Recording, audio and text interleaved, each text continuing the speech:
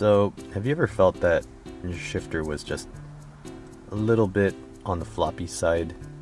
Like it could be a little bit stiffer if you had changed some of the old parts in there. Now,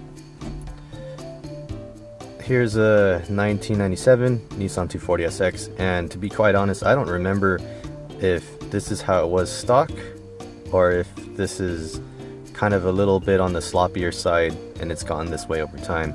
Now, it's really not bad, like driving is okay, but you know, you get bored and you always want to make stuff a little bit better, so if you can make it better, why not? Tuners, right? So there's a couple of different things that you can replace in these shifters to help alleviate some of the slop in the shifter here. So underneath the shifter you have a cup, and that is typically made out of some sort of plastic, maybe it's Delrin, but it's a white piece that can get worn out over time. And you've also got underneath all that a wave washer that's supposed to add a little bit of spring to it all, and this is a brand new wave washer, and that's what we're going to install today.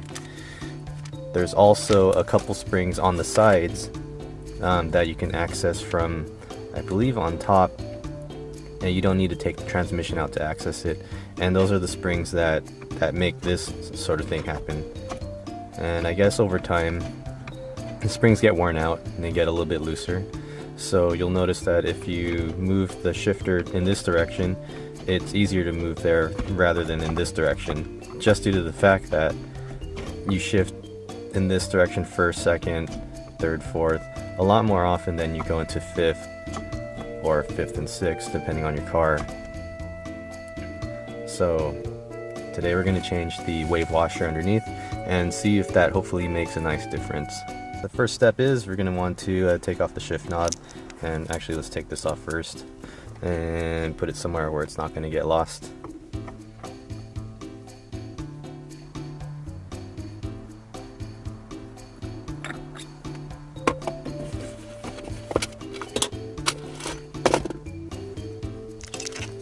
And we take this frame off, which are just clipped in, and oftentimes some of the clips are broken if you've taken this off before.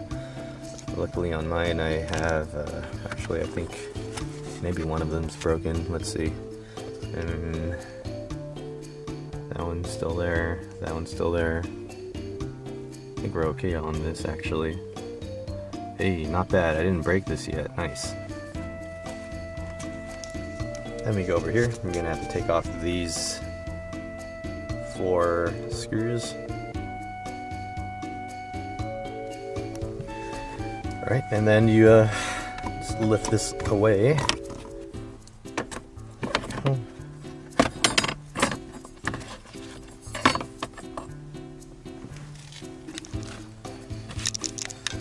And then, let's see, you've got this zip tie here, which I hope you can see. Yeah, there you go, got that zip tie, or in my case, 2 zip ties which are connected to each other, and you got to cut that off and, you know, scoot this out of the way, like so. By the way, you'll notice my boot here is not torn. Always have a nice one on your car, it'll keep it from smelling like ass. So anyways, what I've done is I've turned my boot inside out so you could access the C-clip without having to take the boot all the way off, because what tends to happen is that when you take the boot all the way off, that's what leads to tearing of the boot. Or if you don't tear it, that's what leads to weakening of the boot, and then it tears on its own later on. So you don't actually need to do it. You don't actually need to take it all the way off, just turn it inside out, and you'll be able to access the C-clip that's right inside there. Let me see if I can get a closer look for you. Let's see. Yeah, so I don't know if you can see that first loop right there. That's part of it, and you're gonna use one of these tools to access it. Okay, get yourself one of these things. You can buy one of these at pretty much any auto parts store, and this will make your life a lot easier for taking that C-clip out It's less than $10. Just do it. You're gonna use it again, because whenever you change your transmission oil, you're gonna use it. So get one. Here you can see that I've removed the C-clip with this snap ring plier, and all you do is you can just from here pull the whole thing out. There you go. Super easily.